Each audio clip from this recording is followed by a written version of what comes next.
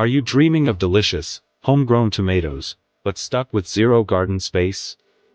Maybe you've got a tiny balcony, a small patio, or just no yard at all. What if I told you there's a super simple, space-saving way to grow high yields of juicy tomatoes, even if you live in an apartment?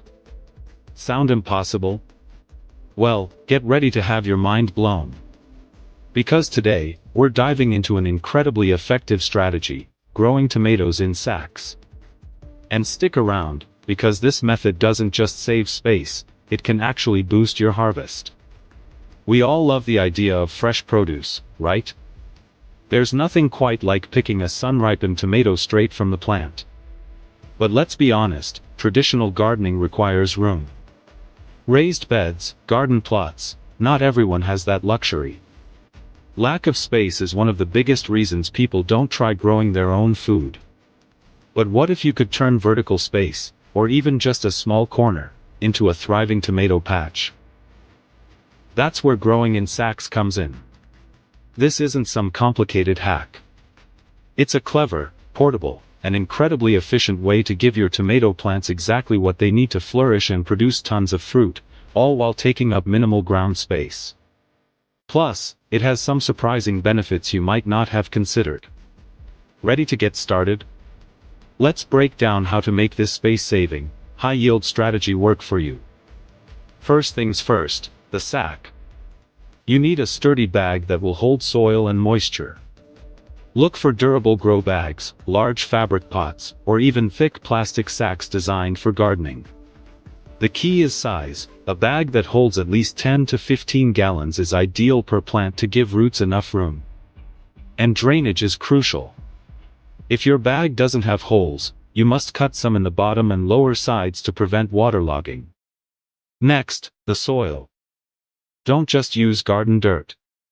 Your tomatoes will be relying entirely on what's in the sack. Use a high-quality potting mix designed for containers. This mix will be light, well-draining, and contain nutrients to get your plants started. You can mix in some compost for extra goodness. Fill your sack about 2/3 full with this lovely soil blend. Now, planting time.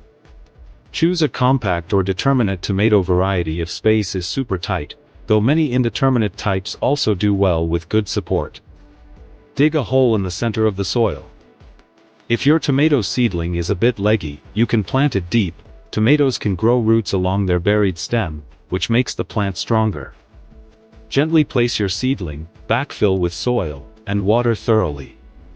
You can even plant a second smaller plant like basil or marigolds in the same bag. They can be great companions. Where do you put your sack? Tomatoes are sun lovers. Find a spot that gets at least 6 to 8 hours of direct sunlight per day. This is non-negotiable for a high yield. Balconies, patios, sunny doorsteps, look for the brightest spot you have. Watering is critical when growing in containers. Sacks can dry out faster than garden beds. Check the soil moisture daily by sticking your finger about an inch or two down. If it feels dry, it's time to water. Water deeply until you see some draining from the bottom holes. Don't let the soil completely dry out, but also don't let it sit in standing water. As your plant grows and starts producing flowers and fruit, it will need more nutrients.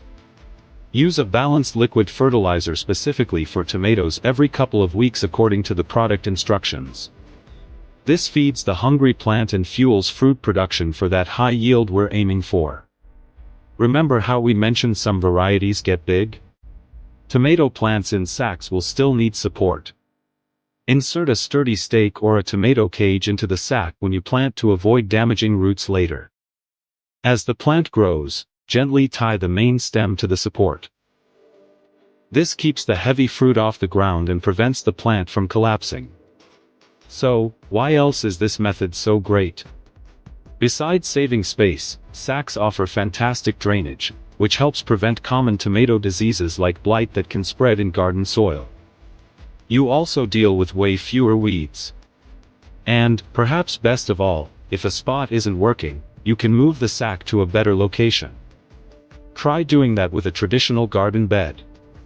For even higher yields, consider pruning suckers, those little shoots that grow in the crotch between the main stem and a branch.